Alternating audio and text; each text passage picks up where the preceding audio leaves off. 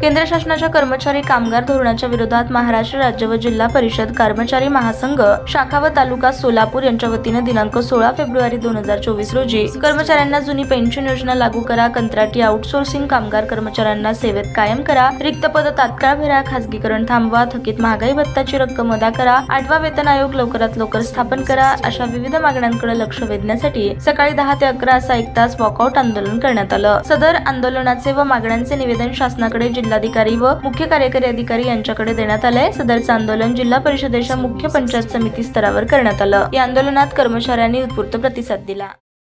1 तासाच्या वॉकआउटच्या आंदोलनात आपण सर्वजण सहभागी झालेलो आहोत। मला सर्व कर्मचाऱ्यांची एकजुटीचा अभिमान आहे, परंतु आपण 8वा वेतन आयोग असो, आपण केंद्र शासनाच्या कर्मचाऱ्यांच्या बाबतीत जर बघितलं आपण तर नेहमी 3-4 महिन्याला एक बातमी येते जे महागाई भत्त्यात वाढ, महागाई भत्त्यात वाढ, परंतु आपल्या गेल्या 18 महिन्यापासून महागाई भत्ता त्या ठिकाणी थांबलेला आहे। 8वा वेतन आयोगाच्या संदर्भात असो की जुन्या पेन्शनच्या संदर्भात असो, अनेक वेळा आपण बघितलं की कोरोनानंतर सुद्धा जवळपास 1 लाख कोटीपेक्षा अधिक जीएसटी त्या महाराष्ट्र शासनाच्या तिजोरीमध्ये जमा झाला होता।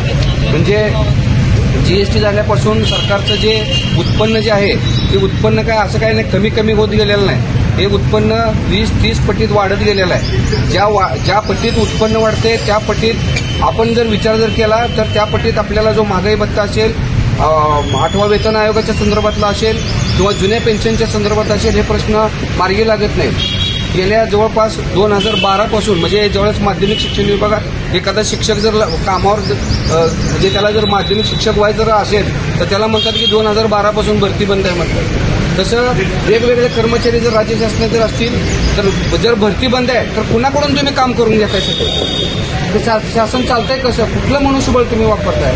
तर हे मनुष्यबळ हे कंत्राटी कर्मचाऱ्याचं मनुष्यबळ आहे। आणि कंत्राटी कर्मचारी म्हणजे आमचा पेमेंट मोड फक्त कंत्राटी कर्मचारी आहे। आम्हाला गाड्या, घोड्या, ऑफिस, अधिकार, बजेट सगळ्या बाबी जे आहेत ती तुमच्या कर्मचाऱ्याप्रमाणे।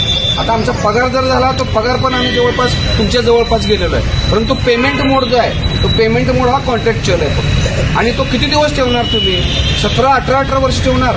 आता माझ्या Sachin Jadhav versus chief secretary government of Maharashtra versus अशा जवळपास माझ्या 8 ते 9 केसेस आहेत त्याच्यामध्ये। तर तिने कोर्टाने स्पष्ट सांगितलेलं आहे की तुम्ही कंत्राटी कर्मचारी म्हणून किती दिवस घेणार? तुम्ही आधी 11 महिने म्हणला, पुन्हा 22 महिने म्हणला, 33 महिने म्हणला, 44 महिने म्हणला। अशा सगळ्या गोष्टीचा जर विचार केला आपण तर कंत्राटी कर्मचारी हे कायम झाले पाहिजेत। कंत्राटी कर्मचाऱ्यांना देखील न्याय मिळाला पाहिजे।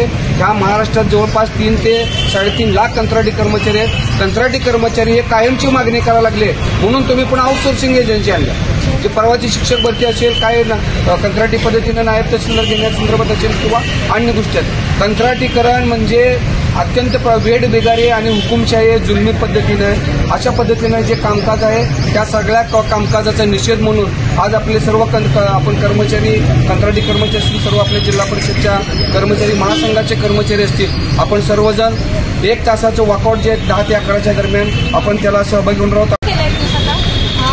एकजुटी खरं महत्वाची आहे। तसं बघायला गेलं तर आपण पण खरं संपात सहभागी व्हायला पाहिजे होतं, कारण जेवढी आपली एकता किंवा जेवढी एकता जास्त असेल तरच तो आवाज पोहोचणार आहे। आणि आपली संख्या खरं कमी आहे, जरी जुन्या लोकांना असले तरी पण त्यांनी हा खरं सहभाग आपला जेवढा जास्त असेल तेवढं ते शासनापर्यंत आपल्या घोषणा जाणार आहेत असं मला वाटतंय। त्यामुळे एकच मिशन आणि सर्व महिलांचा पाठिंबा।